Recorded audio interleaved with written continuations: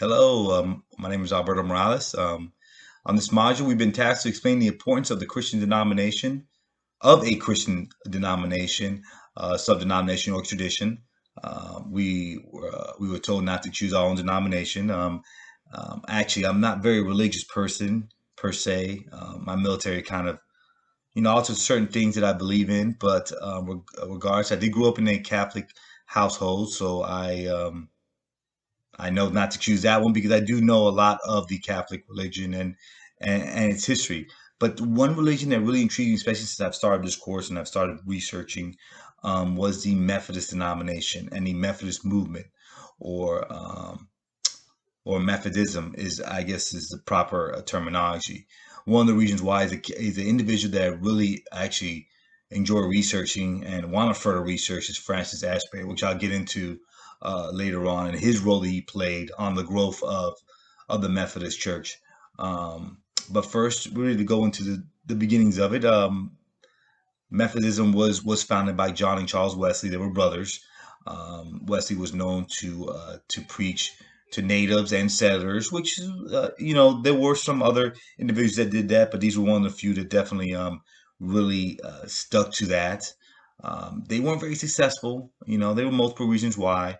In Mark No's book, he explains some issues. Also, was that John Wesley had some form of a miscarried love affair. He also had some issues with local leaders, and really allows issues where that he did preach to both settlers and natives. There were some that did not like that because obviously there was a big indifference or a big disconnect between the two. Um, but as there are people throughout history, failures have led to stronger divide, stronger beliefs in what they're doing, and that's what this failure led for John Wesley. He had a his for his lack. Mark Knowles will say for his lack of success seemed to have driven to a new reliance on his divine grace, and that goes a lot with a lot of people. We seem to fail. We look to God for answers, provide us those answers, and we just move on, and we try to overcome this adversity, and that's what John Wesley tried to do.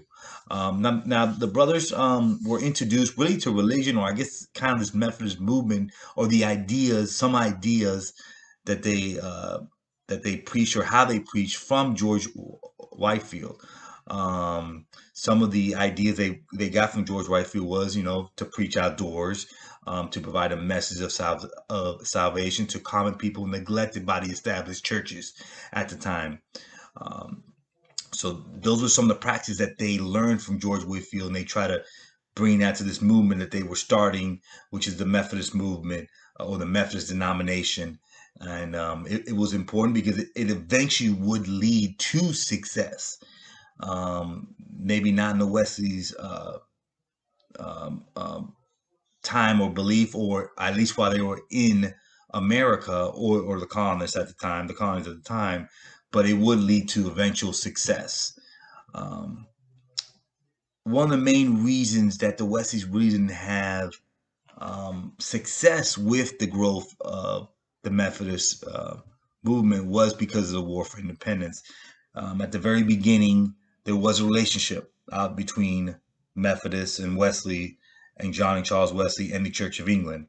A lot of Americans, colonists at the time, did not agree with that, and they felt that it was almost disloyal to America and the colonists. A lot of Americans kind of stayed away from the Methodist movement, the Methodist religion for that. They had their own beliefs. They felt like there was, again, coming over with Quakers and Puritans, and the other Protestants denominations. They felt those were more of America's denomination rather than the Methodist, because again, only because of the relationship that they had with the Church of England. But that will change. It will change because probably of an individual named Francis Asbury.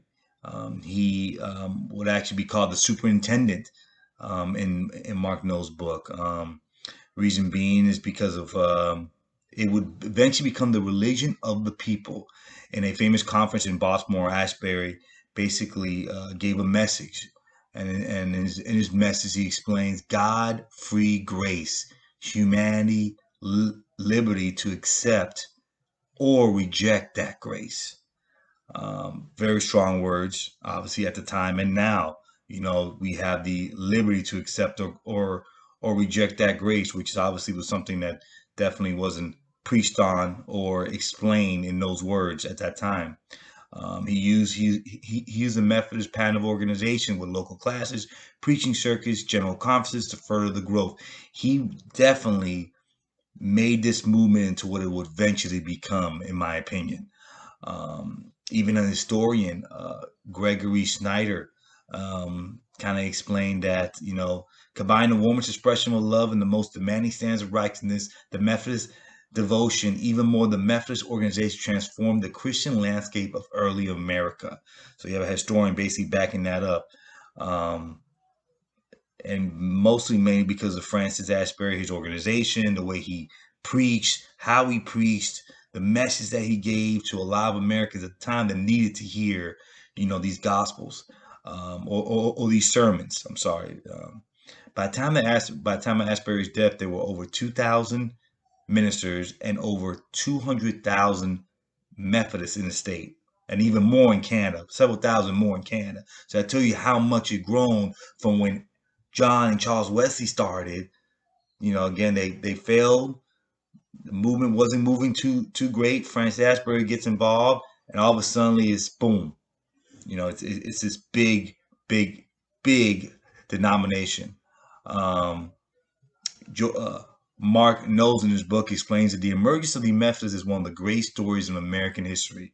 It definitely tells you the impact that it had in the early America, especially after the war. Obviously, with every great success, there comes great failure at times. But the growth did slow down. A lot of it had to do with, you start to get watered down to some, to mince words to some degree. They had so many ministers, and some ministers were just settling. They weren't really preaching to what Francis Asbury was. Even John Wesley was, and Charles Wesley was, and how they were preaching outdoors and things like that. There was a different type of preaching that wasn't seen, that now was kind of being more traditional with the other denominations around. So of course, and then obviously there's other denominations that saw the growth, so they felt like they had to attack it. Um, Other than that, the one last thing I want to discuss, obviously, I think will be Richard Allen, and the the African American Methodist Church. That's one of the very first African American church. Obviously, it was it was created because of individuals not enjoying, being a biracial denomination or a biracial church, probably, I guess the best way of saying it. But regardless, this was one of the first movements to actually allow African Americans to have their own church.